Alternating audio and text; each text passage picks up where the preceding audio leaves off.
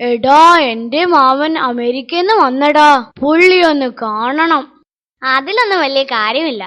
എന്താ ഒരു സ്റ്റൈൽ! അവിടെ ന്യൂയോർക്കിൽ 4 ബംഗ്ലാവുകളാ, 3 കാറുകൾ, ഒരു മദാമയാ കെട്ടിയത്. എന്താ ഒരു ഭംഗി! അതിന് ഞാനെന്ത് വേണം? നീ എന്താ ഒരു താല്പര്യമില്ലാതെ സംസാരിക്കുന്നത്? കണ്ടവന്മാര് സമ്പാദിച്ചു കൂട്ടിയത് കേൾക്കാൻ എനിക്ക് പണ്ടേ താല്പര്യമില്ല.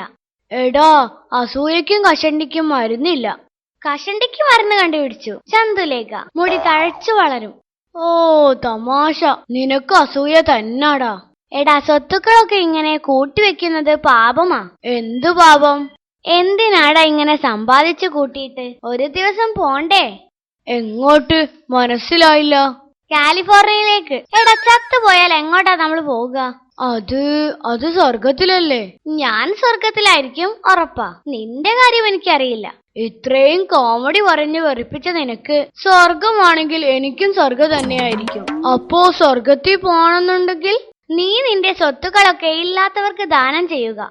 ഏതൊക്കെ ദാനം ചെയ്യണം? നിന്റെ എല്ലാം, വീടും പറമ്പും സ്വർണവും ഒക്കെ. പിന്നെ ഇത്തിരി പൊളിക്കും. അപ്പോ നിനക്ക് സ്വർഗത്തിൽ പോണ്ട അല്ലേ? പോണം, പക്ഷെ എല്ലാം കണ്ടവർക്ക് ദാനം ചെയ്താൽ ഞാൻ എവിടെ പോകും? നീ എന്താ അത് മനസ്സിലാക്കാത്തത്? എടാ, ശ്രീ ബുദ്ധനെ പറ്റി കേട്ടിട്ടില്ലേ? രാജകിരീടം ഉപേക്ഷിച്ചാ പുള്ളി സന്യസിക്കാൻ പോയത്. എടാ, എല്ലാം ഉപേക്ഷിച്ചാൽ എനിക്ക് ചെലവിന് ആര് തരും? എനിക്ക് വിശക്കില്ലേ? ഞാൻ ചത്തുപോകില്ലേ? ചത്തുപോകാതെ എങ്ങനെയാടാ സ്വർഗത്തിലെത്തുക?